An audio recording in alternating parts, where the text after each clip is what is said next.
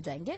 करण सिंह राजनीतिक विश्लेषक हैं, वो भी हमारे साथ जुड़ चुके हैं। आप सभी का बहुत बहुत स्वागत है। करण जी, जिस तरीके से देखा जा रहा है अर्थव्यवस्था के मामले पे लगातार हम ऊपर पायदान पे आते जा रहे हैं, तो कई ऐसी चीजें हैं अभी भी हर एक राज्य में, अगर भारत के देखा जाए कहीं ना कहीं कमी है। उत्तरकाशी में देख लीजिए, जो इतना भयावह मंजर आज देखने को मिले, लेकिन उत्तर प्रदेश में ये कई चीजें हैं जो ठीक समय रहते हो जानी चाहिए ताकि उन समस्याओं से जनता ना जूझे। देखिए, बहुत सही बात आपने कही है। और जो आज का विषय है, जो अखिलेश यादव जी ने अपना बयान दिया कि किस प्रकार के बाढ़ से लोग पीड़ित हैं, तो उनको तो कहने का नैतिक अधिकार इसलिए नहीं है कि उनके समय में भी लोग इसी प्रकार से बाढ़ से पीड़ित थे। उन्होंने भी कोई बहुत अच्छे उपाय व्यवस्थाएं जनता को नहीं दी थी जिस प्रकार से इस समय जनता पीड़ित है।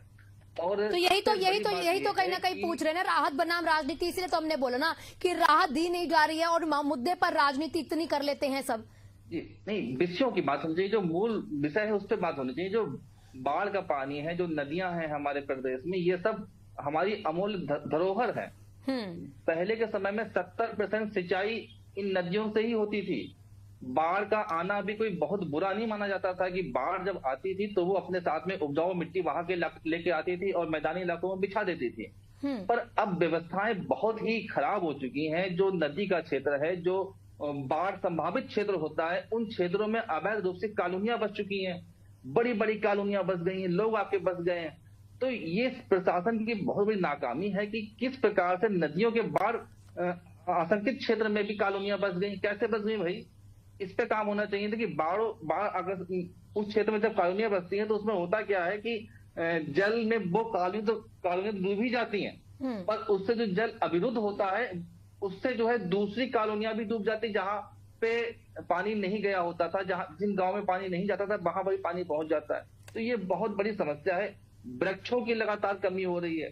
जो वृक्ष होने चाहिए, जहां पे ऐसे क्षेत्र है वहां पे वृक्ष तो अवश्य रूप से होने चाहिए, वृक्षों की बेहद कमी हो रही है। इस पे सवाल होने चाहिए। तो इस पे सवाल ना होकर केवल राजनीति हो रही।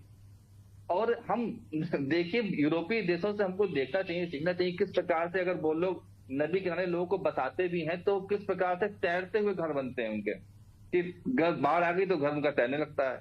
तो ये इस प्रकार की टेक्नोलॉजी सबके पास में, सब देशों के पास में, यूरोपीय देशों के पास में, भारत में भी इस प्रकार से लोगों को सोचना चाहिए, प्रशासन को, शासन को सोचना चाहिए कि हम बाढ़ के पानी का किस प्रकार से सदुपयोग कर सकें, नदियों के पानी किस प्रकार सदुपयोग करें। वो सदुपयोग नहीं हो रहा है, केवल जनता इसमें बहुत बुरी तरह से पिस रही है।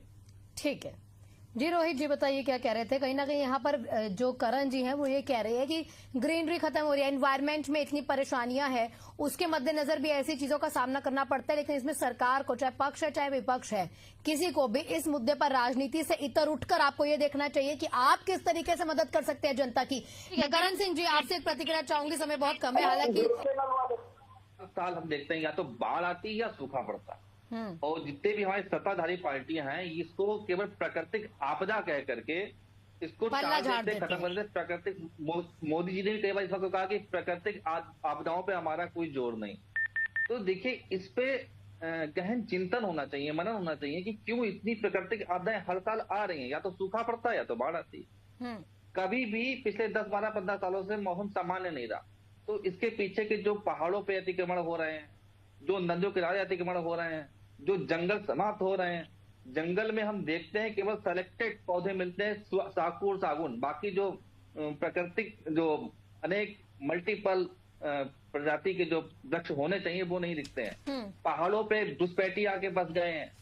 यूपी में सबसे अधिक घुसपैठी आ चुके हैं, हर जगह वो अतिक्रमण किए हुए हैं। लेकिन उसके बावजूद यहाँ पर उत्तर प्रदेश के हालात उस तरीके से सही नहीं हो पाए जिस तरीके से होने चाहिए थे। उत्तर प्रदेश से अगर देखा जाए तो कितने, मतलब 9 से 10 ऐसे मैं बड़े चेहरे आपको गिनवा सकती हूँ जिसमें से उत्तर प्रदेश की ही सीट से लड़कर प्रधानमंत्री पद तक बैठे हुए, लेकिन हालात जस के तस नहीं है।